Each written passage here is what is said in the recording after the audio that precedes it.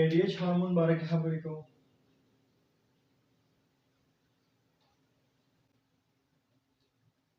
چې ورته وایي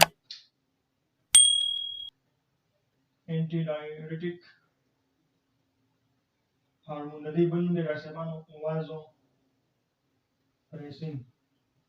دویم نوم یې وازو پریسین دی. دا څه کوي ډاکټر صاحبانو؟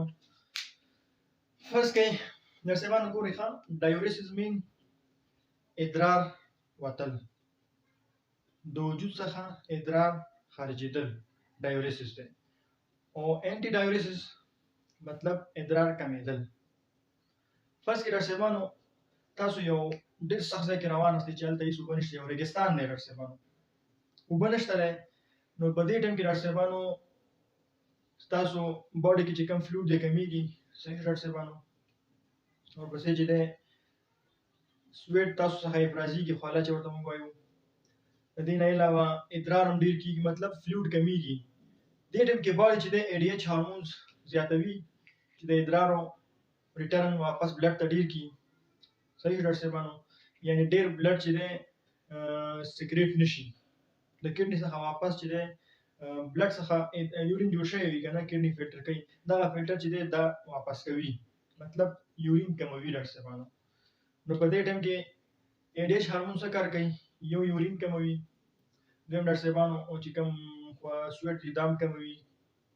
نو ګورئ ډاکټر صاحبانو د دې فنکشن څه شی شو؟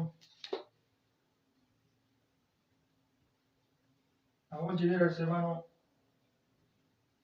reduce urine volume، دویم چې دی return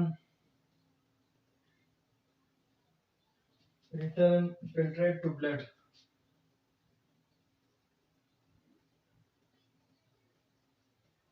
مطلب چې کوم فلټریشن کیږي هغه ریټرن کوي، وینې ته ډېر واپس ریکمنډ کوي، دا ادرار کموي.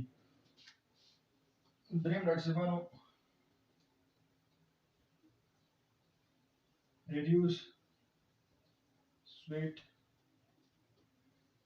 from skin. ډاکټر صاحبانو لکه څنګه چې د دې یو بل نوم دی وازوپریسن، د دې نوم نه معلومیږي ډاکټر صاحبانو وایزو خو د رګونو څخه وتی دی، ویسل څخه، او پریسن مطلب کنټراکټ کول.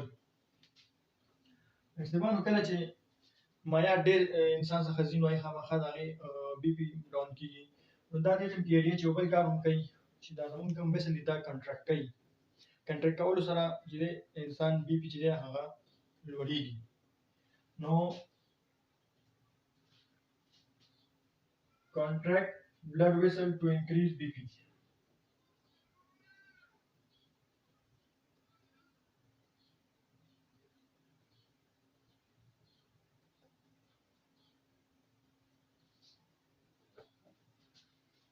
اوس ډاکټر صاحبانو دا ډاکټر صاحبانو د انټي ډایورټیک یو څو فنکشنز د ADH هارمون.